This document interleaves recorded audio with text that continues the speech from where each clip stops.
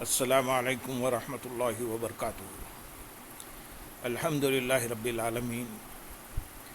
والصلاة والسلام علی سید المرسلین، اما بعد فاعوذ باللہ من الشیطان الرجیم،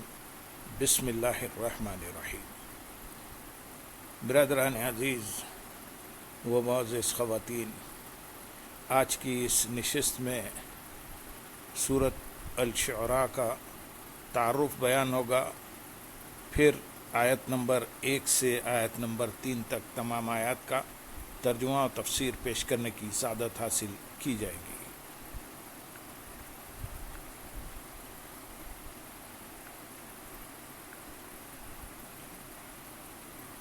سورۃ الشعراء کا تعارف۔ سورۃ الشعراء آخری 4 آیتوں کے علاوہ مکیہ ہیں۔ اس صورت میں 11 رکوع، 227 آیتیں، 1279 کلمے اور 5540 حروف ہیں۔ شعراء شاعر کی جمع ہے، جس کا معنی واضح ہے۔ اس صورت کی آیت نمبر 224 سے تاجدار رسالت صلی اللہ علیہ وسلم کے خلاف شاعری کرنے والے مشرکین کی مذمت بیان کی گئی ہے۔ اس مناسبت سے اس سورت کا نام سورۃ شعراء رکھا گیا۔ حضرت انس بن مالک رضی اللہ تعالیٰ عنہ سے روایت ہے، نبی کریم صلی اللہ علیہ وسلم نے ارشاد فرمایا، اللہ تعالیٰ نے مجھے توریت کی جگہ قرآن پاک کی ابتدائی 7 لمبی صورتیں عطا کی، اور انجیل کی جگہ رعات یعنی وہ صورتیں عطا کی جن کے شروع میں لفظ را موجود ہے، اور زبور کی جگہ تواسین یعنی وہ صورتیں جن کے شروع میں تاسین میم ہیں، اور حوامیم یعنی وہ صورتیں جن کے شروع میں حامیم ہیں، کہ مابین صورتیں عطا فرمائی، اور مجھے حامیم اور مفصل صورتوں کے ذریعے ان انبیاء اکرام علیہ السلام پر فضیلت دی گئی، اور مجھ سے پہلے ان صورتوں کو کسی نبی نے نہیں پڑھا۔ اس صورت کا مرکزی مضمون یہ ہے کہ اس میں اللہ تعالیٰ کے واحد و یکتا ہونے، تاجدار رسالت صلی اللہ علیہ وسلم کا اللہ تعالیٰ کا نبی اور رسول ہونے، موت کے بعد دوبارہ زندہ کیے جانے اور اسلام کے دیگر عقائد کو دلائل کے ساتھ بیان کیا گیا ہے۔ نیز اس صورت میں یہ چیزیں بیان کی گئی ہیں۔ نمبر 1، اس صورت کی ابتدا میں قرآن پاک کی عظمت و شان اور ہدایت کے معاملے میں اس کا ہدف بیان کیا گیا۔ نمبر 2، نبی کریم صلی اللہ علیہ وسلم پر قرآن پاک وحی کی صورت میں نازل ہونے کو ثابت کیا گیا، اور کفار مکہ کے رسول کریم صلی اللہ علیہ وسلم کی رسالت پر ایمان لانے سے اعراض کرنے پر آپ صلی اللہ علیہ وسلم کو تسلی دی گئی۔ نمبر 3، نباتات کی تخلیق سے اللہ تعالیٰ کے وجود اور اس کی وحدانیت پر استدلال کیا گیا۔ نمبر 4، سید المرسلین صلی اللہ علیہ وسلم کو جھٹلانے والے کفار کو نصیحت کرنے کے لیے پچھلے انبیاء اکرام علیہ السلام اور ان کی امتوں کے واقعات بیان کیے گئے، اور اس سلسلے میں سب سے پہلے حضرت موسیٰ علیہ السلام کا واقعہ بیان کیا گیا، اور اس واقعے میں حضرت موسیٰ علیہ السلام کے معجزات، اللہ تعالیٰ کی وحدانیت کے بارے میں فرعون اور اس کی قوم کے ساتھ حضرت موسیٰ علیہ السلام کا ہونے والا مکالمہ،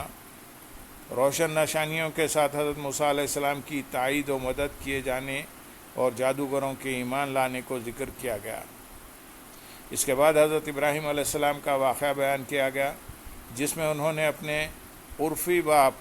آزر اور اپنی قوم کا بتوں کی پوجا کرنے کے معاملے میں رد کیا، اور اللہ تعالیٰ کی وحدانیت و یکتائی کو ثابت کیا۔ اس کے بعد حضرت نوح علیہ السلام، حضرت ہود علیہ السلام، حضرت صالح علیہ السلام، حضرت لوط علیہ السلام اور حضرت شعیب علیہ السلام کے واقعات بیان کیے گئے، اور انہی واقعات کے ضمن میں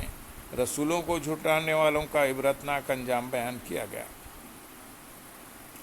نمبر 5، نیک اعمال کرنے والے مسلمانوں کو جنت کی بشارت دی گئی، اور آخرت کے انکار کرنے والے کافروں کو برے عذاب کی وعید سنائی گئی۔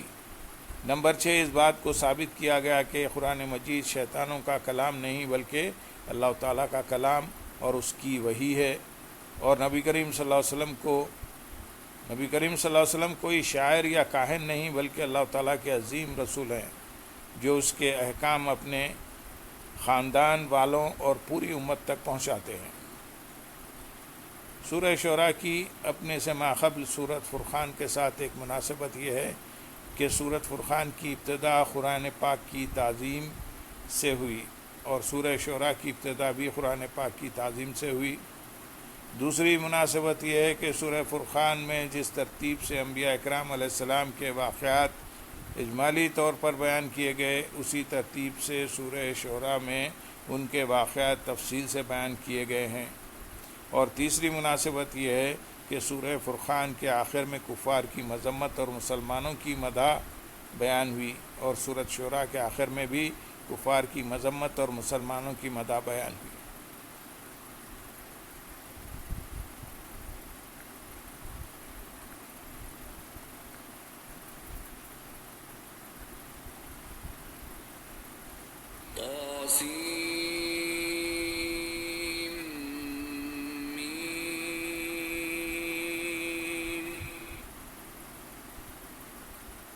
تلك آيات الكتاب المبين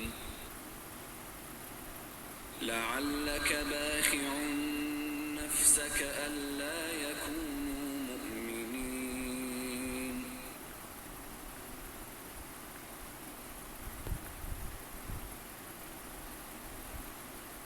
یہ ظاہر کرنے والی کتاب کی آیتیں ہیں۔ تاسین میم یہ حرف مخطات میں سے ایک حرف ہے، اور اس کی مراد اللہ تعالیٰ اور اس کے حبیب صلی اللہ علیہ وسلم ہی بہتر جانتے ہیں۔ دل کا یہ یعنی اس صورت کی آیتیں اس قرآن کی آیتیں ہیں جس کا معجزہ یعنی دوسروں کو مقابلے سے عاجز کر دینے والا نیز اللہ تعالیٰ کا کلام ہونا روشن و ظاہر ہے، اور جس کا حق کو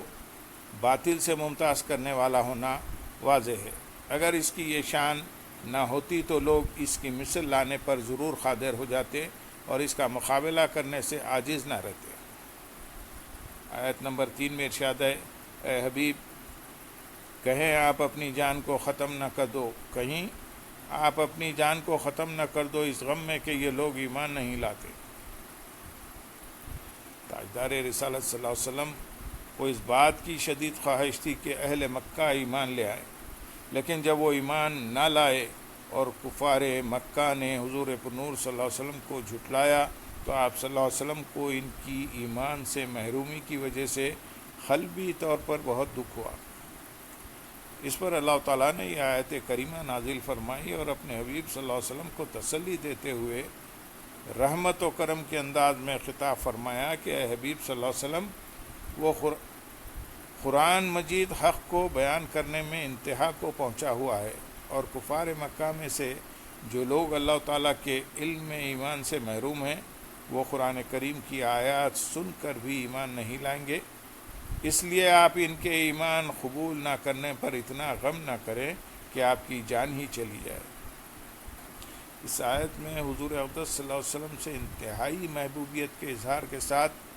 حضور پرنور صلی اللہ علیہ وسلم کی مخلوق پر انتہائی کرم نوازی کا بھی ذکر ہے۔ حضور اقدس صلی اللہ علیہ وسلم کی امت پر کرم نوازی دنیا میں تو ہے ہی، آخرت میں یہ رحمت و شفقت اپنے مرتبہ کمال کو پہنچی ہوئی ہوگی۔ ادھر امت کی حسرت پر ادھر خالق کی رحمت پر نرالا طور ہوگا گردش چشم شفاعت کا۔ اللہم صلی علی سیدنا محمد وعلی آل سیدنا محمد مبارک وسلم، وآخر دعوانا ان الحمد للہ رب العالمین۔ سبحان ربک